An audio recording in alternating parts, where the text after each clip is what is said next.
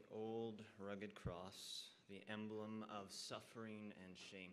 Isn't it funny that a group of Emblema de people would gather sufrimiento, together in a place like this to vergüenza, celebrate the pero death hoy of a man? nos reunimos en este lugar para celebrar la muerte de un hombre, porque este es el regalo que nos ha dado el Señor a la iglesia, y gracias a Dios por este hombre que conquistó la muerte al resucitar. Y esta es la Pascua más fría de la que me acuerdo. Estamos en marzo, así que aquí en Canadá así es. Pero gracias a Dios por ello también. Creo que hay algo muy valioso que debemos enfatizar cuando nos enfocamos en la palabra de Dios, en la muerte en la cruz. Y tal vez podemos decir, ¿por qué es que celebramos la muerte de Cristo? Es, por ejemplo, por ejemplo como cuando yo aprecio el amor de mi esposa todos los días, pero es muy importante y ella yo creo que lo aprecia más cuando lo celebra el día de San Valentín o el día de nuestro aniversario. Entonces, nosotros debemos estar contentos y agradecidos por la muerte de Cristo todos los días, pero hoy es importante enfatizar en este evento tan relevante. Y antes de empezar, vamos a orar. Padre, te damos gracias por el hecho de que tú eres bueno y que nos has dejado tu palabra, que es poderosa, es viva y eficaz. Gracias, Señor, por la predicación de tu palabra y del Evangelio. Y, Señor, Padre, te pido que nos ayudes a tener más gozo hoy en día,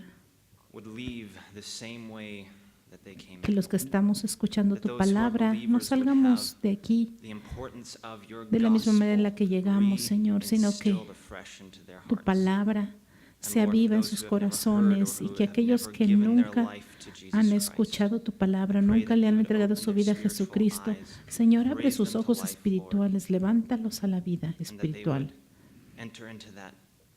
para que puedan entrar en esta preciosa relación contigo. Señor, encomiendo este mensaje a ti en el nombre de Jesús. Amén. Hoy vamos a sumergirnos en el Evangelio de Jesucristo. ¿Y qué significa para los dos, para los que no son creyentes, que una vez nosotros éramos no creyentes, y cómo nos cambia a nosotros los que hemos creído en la palabra? Y si hay alguien aquí que nunca ha entregado su vida a Jesucristo, ojalá que Dios les dé los oídos y los ojos para ver, para entender lo que Cristo hizo en aquella primera Pascua, cuando Él vino a morir y a salvarnos. Y para nosotros los que somos cristianos, ojalá que lo podamos ver con ojos nuevos y que no demos por sentada esta salvación que Dios nos ha dado. Dios quiera que podamos entender por qué hemos sido salvos y que el Evangelio es relevante, es práctico y es para nuestra vida diaria. Y yo les pido que no hagan oídos sordos pensando que ya sabemos esto, que hemos escuchado esto varias veces, sino dejen que el Señor les dé nuevo entendimiento. A veces uno se pierde en la simplicidad del Evangelio. Y hay muchos cristianos que tienen vidas derrotadas porque piensan que el Evangelio no es una cosa práctica. Y esto es algo para todos los días. En Colosenses 2:6, Pablo dice que de la manera que hemos recibido a Cristo el Señor, así debemos de andar en Él. Él es nuestra salvación. Por eso Pablo dice, nosotros así debemos de caminar en Él todos los días. No es algo que debemos olvidar. So, title for this message today is The Perfecting of the Perfected. Vamos a empezar. Vamos a empezar con el título. Bueno, perfeccionando al perfecto. Tal vez puede sonar un poco raro este título, pero vamos a ver si podemos entender a lo que me refiero. Vamos primero a Hebreos 10:14. Hebreos capítulo 10, verso 14 es el verso que vamos a estudiar esta mañana. Y dice, porque con una sola ofrenda Jesús ha perfeccionado para siempre a los santificados. El Señor ha perfeccionado a aquellos que han sido santificados. Y voy a dividir este verso en dos partes. La primera parte, vamos a examinar muy cuidadosamente lo que significa que el Señor ha perfeccionado. Y la segunda parte del mensaje, vamos a investigar qué significa ser santificado. Ahora, primero vamos a ver qué significa santificación. Santificar significa que es apartar a alguien para purificarlo internamente al renovarle su alma. Ese es un proceso que se realiza a lo largo de un tiempo, y esta es una pregunta que tengo aquí. ¿Por qué una persona que ha sido perfeccionada necesita crecimiento? Y por eso tal vez puede sonar un poco raro. Y nosotros tenemos que pensar que como cristianos, a veces cosas no tienen mucho sentido para nosotros, pero está en la Biblia. Por eso es que vamos a ver aquí un poco del contexto para ver si podemos entender de qué se trata. En el libro de los Hebreos fue escrito en cierto contexto, y entonces por eso lo vamos a tratar de entender. Se especula porque nadie sabe exactamente quién fue el que escribió este libro de Hebreos, y tal vez fue Pablo o tal vez fue Lucas, tal vez fue escrito por Lucas, pero inspirado por alguna predicación de Pablo. Así que, bueno, lo que sí sabemos es que este libro fue escrito hacia la iglesia de los hebreos. Estos hebreos hacían ídolos de los ángeles y ellos querían seguir haciendo sus sacrificios en el templo y querían tener todas esas ordenanzas, esos emblemas religiosos que tenían en su sistema religioso. Y entonces ellos no se daban cuenta de que todos estos emblemas, todas estas cosas del Antiguo Testamento y del Antiguo Pacto eran tipos y sombras de Cristo para que reconocieran al Mesías cuando Él viniera. Eran sombras de lo que iba a suceder en el futuro. El escritor de Hebreos quiere hacerles entender que ningún sacrificio de animal, ningún rito religioso, ningún sacrificio hecho en el templo por reyes, por profetas, iban a salvarlos, porque todo esto era sombra de lo que Jesucristo iba a venir a hacer por nosotros. Por ejemplo, en el verso 11, leemos aquí que el sacerdote se presentaba diariamente en el templo, porque esas eran las instrucciones del Antiguo Testamento. No habían sillas adentro del templo, la gente se ponía ahí de pie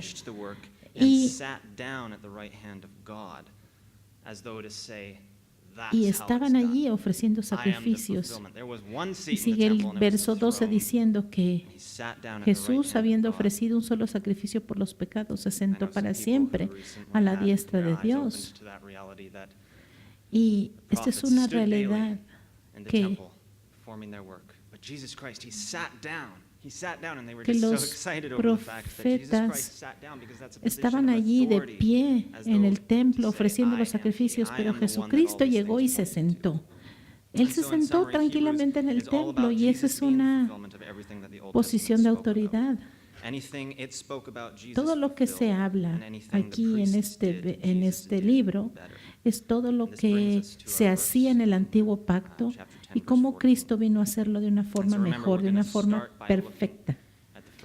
Y entonces vamos a ver la primera parte del verso y vamos a ver cómo aplica para nosotros como pecadores.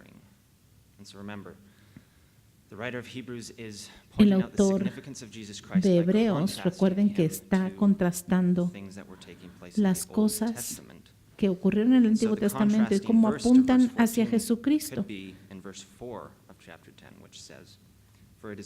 el verso 4 dice que la sangre de los toros y los machos cabríos no pueden quitar el pecado.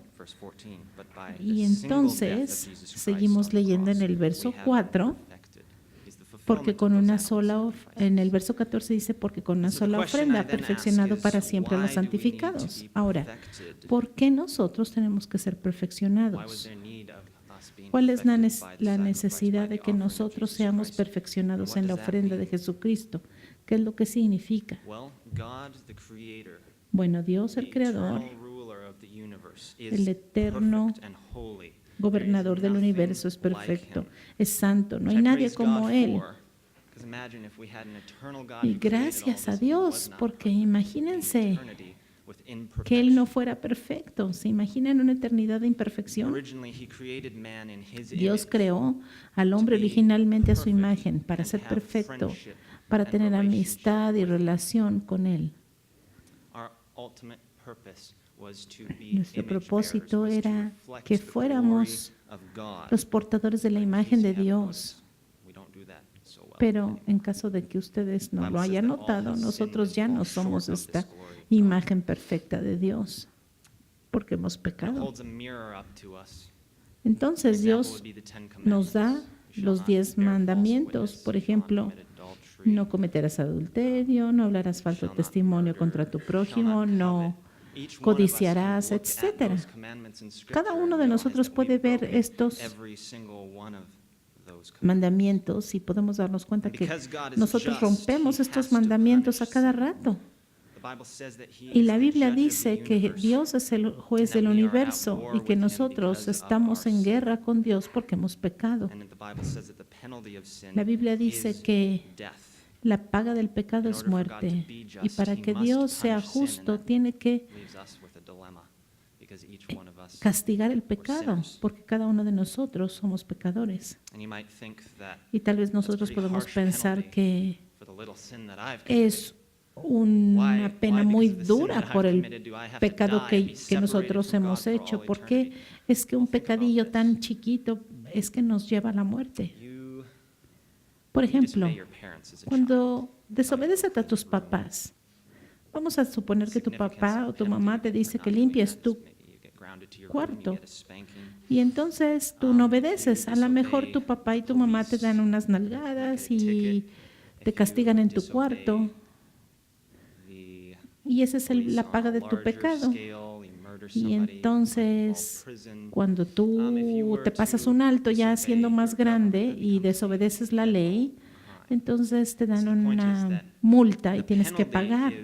Después, si alguien comete un asesinato, pues entonces tienes que pasar en la cárcel. Entonces, nosotros tenemos este sistema de penas, pues de castigo a nuestras faltas, pero nosotros debemos entender que nosotros tenemos un Dios justo y santo contra el cual hemos pecado. Él es santo, Él es justo y Él merece nuestra adoración.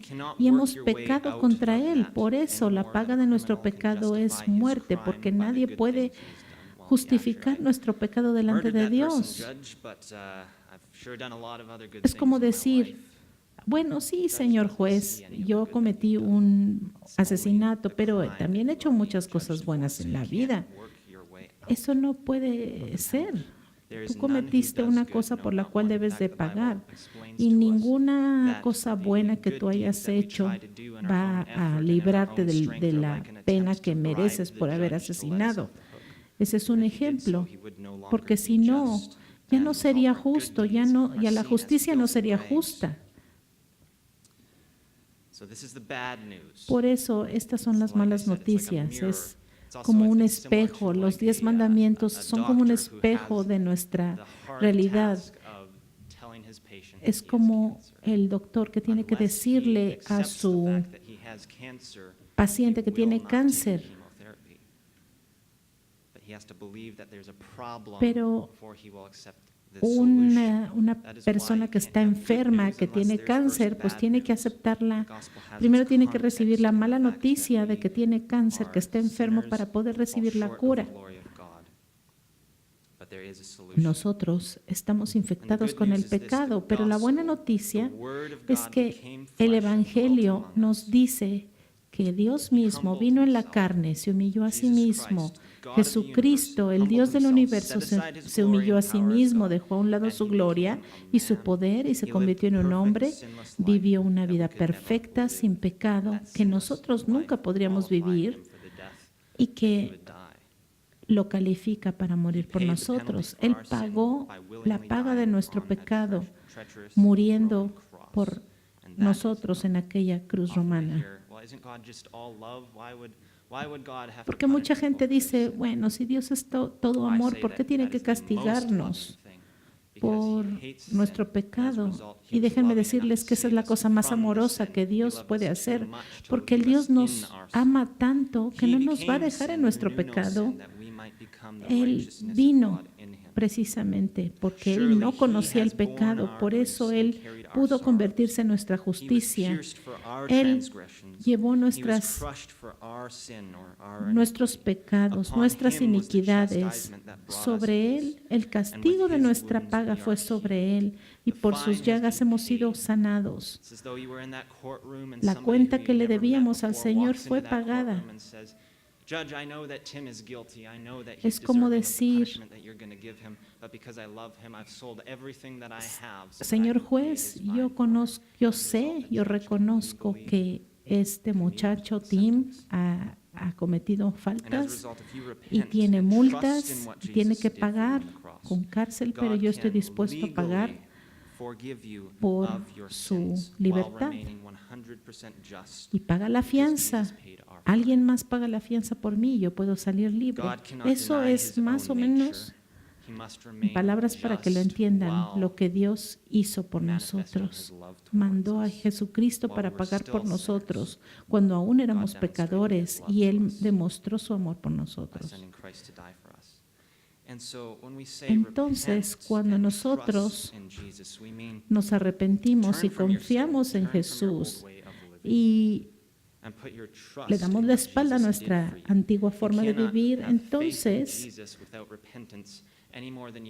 nosotros no podemos tener dos caras mirando a dos direcciones opuestas, porque si vas a seguir a Jesús, tú tienes que renunciar al pecado, tienes que renunciar a tu estilo de vida pecaminosa. Porque creer en Jesucristo es creer que Él es todo lo que necesitas para tu salvación. Es creer en su salvación. Es como creer en un paracaídas. Cuando tú te vas a aventar. Tú necesitas confiar en el paracaídas, ponerte el paracaídas, abrochártelo bien y abrirlo. Estás poniendo tu peso y estás confiando que te va a sostener y que te va a llevar a tierra firme. Es lo mismo que nosotros tenemos que creer en Jesús y confiar en lo que Él ya hizo por nosotros. Nosotros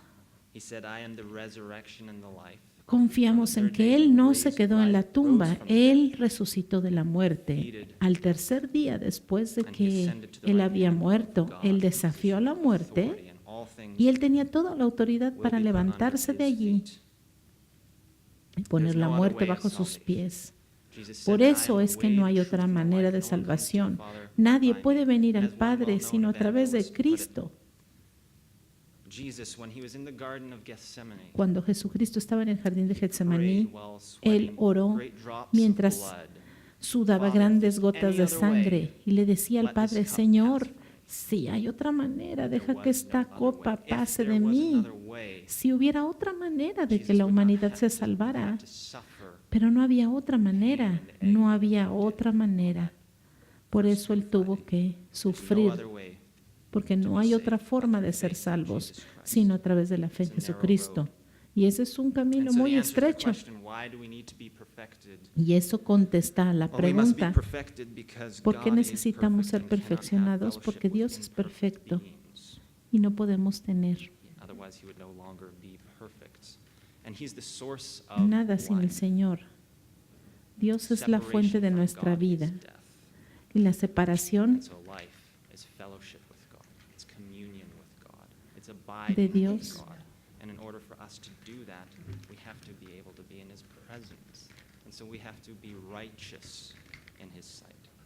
nosotros tenemos que ser justos delante de Dios para no estar separados de Él. Por eso es que Dios quería perfeccionarnos. Ahora, cuando Dios nos ve a nosotros, que hemos puesto nuestra fe en Jesucristo, Él ve nuestra justicia en Él, porque ahora tenemos una nueva naturaleza. Ya no vivimos nosotros, sino que Cristo vive en nosotros. Estamos vestidos de la justicia de Cristo.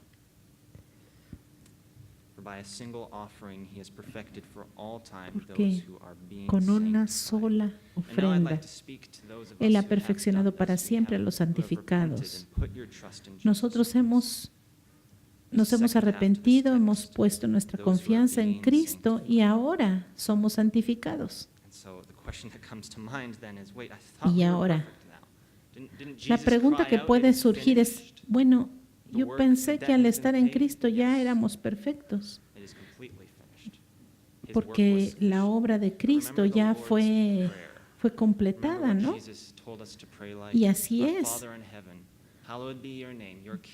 Señor, cuando el Señor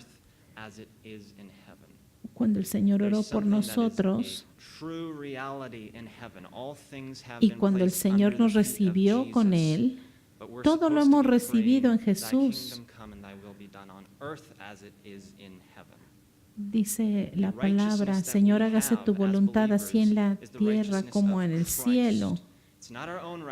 Y de la misma manera que se hace su voluntad en el Señor, en Cristo se hace su voluntad.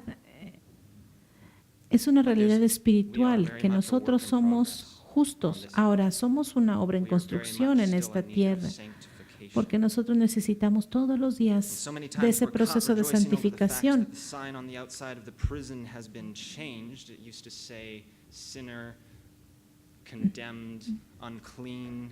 Muchas veces nosotros nos regocijamos en las palabras como hijo de Dios, redimidos, cambiados, justificados. Pero nosotros debemos entender que nosotros ya no somos prisioneros de la realidad antigua.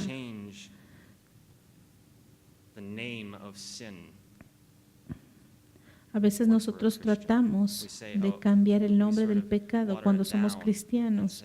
Queremos diluir lo que hicimos, pero no. Todo lo que hemos hecho, nosotros lo hicimos en pecado y no debemos olvidar de dónde nos ha sacado Jesucristo.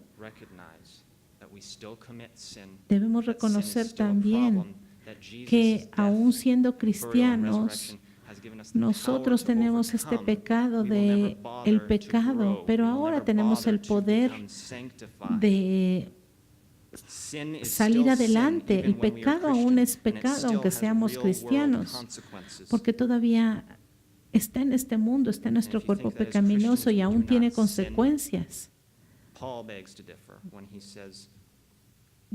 Y el que dice que cuando uno es cristiano ya no peca, déjenme decirles que no es así, porque Pablo dijo que Cristo Jesús vino al mundo para salvar a los pecadores, de los cuales yo soy el primero, dijo Pablo.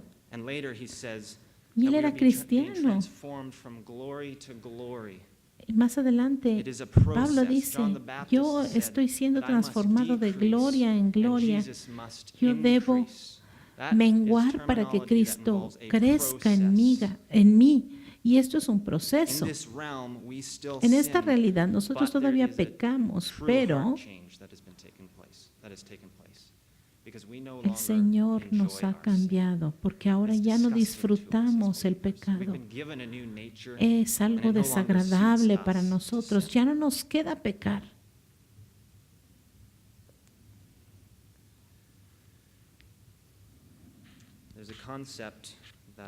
Hay un concepto que creo que muchos de nosotros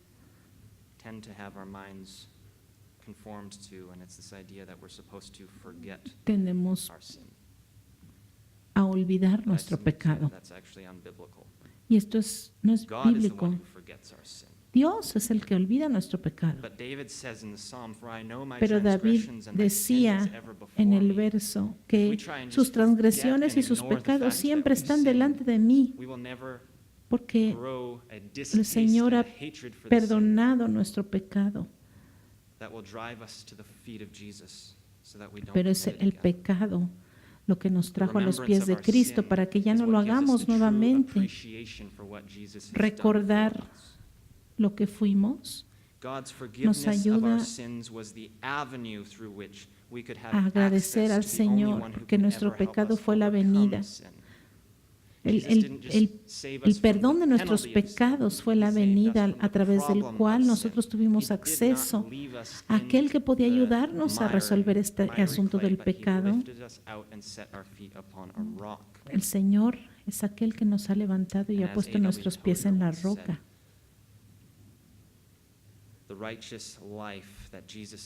La vida justa que Jesús vivió es lo que nos da precisamente la vida que podemos vivir ahora en Cristo. Este es un tema repetitivo a lo largo de Hebreos. Por ejemplo, en Hebreos 4:16, que dice que nos podemos acercar con confianza al trono de la gracia para que alcancemos misericordia y hallemos gracia para el oportuno socorro. El Señor nos da este poder de vencer aquellas cosas a las que estuvimos atados. Por eso déjame preguntarte, como cristiano, ¿estás aprovechando esta gracia a la que tienes acceso gratuito? ¿O te conformas con menos? ¿O te conforman con esta vida miserable mientras esperas que Cristo regresa? ¿O estás aprovechando esta gracia y las pruebas que te ofrece la vida para producir el carácter de Cristo, para que Cristo te haga a su imagen, para que puedas representarlo correctamente aquí en la tierra? Nosotros oramos por un reavivamiento, pero ¿estamos siendo fieles de lo que Dios nos ha dado? A veces pienso, Señor, ¿realmente estoy aprovechando este evangelio en todas las partes de mi vida, en todas las áreas de mi vida? Porque el Señor quiere que nosotros seamos fieles en lo que Dios nos ha dado, en lo poco, para que Dios nos dé más. Yo te pregunto, como cristiano, ¿estás permitiendo que el evangelio de Cristo penetre en cada vida, en cada aspecto de tu vida? Porque si no es así, te vas a llevar una gran sorpresa cuando estés delante del Señor. El evangelio, quiero que entiendas que es algo práctico para cada día de nuestra vida. Es algo que nos ayuda a ser más santos, a caminar con el Señor. Y si batallas con este patrón pecaminoso en tu vida, la cruz es la respuesta todavía. No nos vamos a graduar nunca de esto. La crucifixión es algo que es diario, morir a nuestros deseos, morir a nosotros mismos, en nuestra vida, en nuestro matrimonio, en la forma que comes, la forma que manejas tus negocios, la forma en que manejas tus finanzas. Todo, en todo, la palabra, el evangelio tiene una aplicación en nuestra vida diaria. Todos los días. O tienes una mentalidad de que, no, yo ya llegué, yo ya sé mucho, yo ya no necesito más. Yo te voy a pedir algo esta mañana. No te conviertas en un barro endurecido.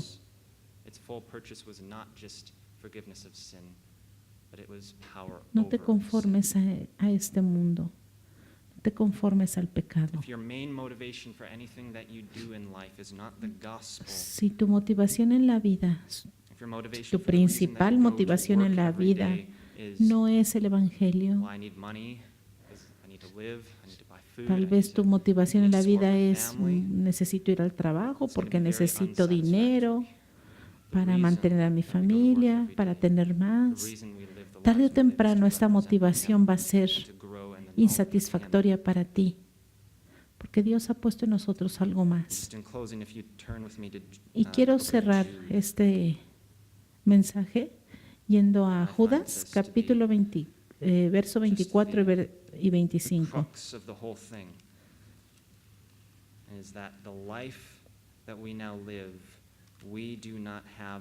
Esta vida a la que Dios nos ha llamado es una vida que tiene un estándar muy alto. Por eso no la podemos vivir nosotros solos.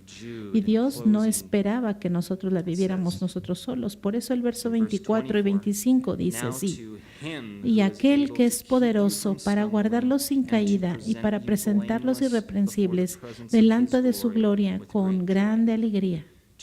Al único Dios, nuestro Salvador, por medio de Jesucristo, nuestro Señor, sea la gloria, la majestad, el dominio y la autoridad desde antes de todos los siglos, ahora y por los siglos. Amén. Así que, si nunca has rendido tu vida a Jesucristo, quiero animarte. Hoy es el día de la salvación. Nadie de nosotros, ninguno de nosotros sabe lo que nos espera el día del mañana. Por eso hoy arrepiéntete de tus pecados, confía en Jesucristo y Él te perdonará tus pecados, tomará ese corazón de piedra y te dará uno de carne y hueso.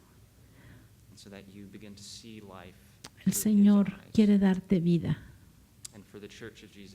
Y para la iglesia de Cristo, siempre miren hacia arriba y hacia adelante. No se conformen con las cosas de este mundo, porque este mundo nos enreda muy fácilmente. Padre Celestial, te damos gracias por el regalo de tu Hijo. Te damos gracias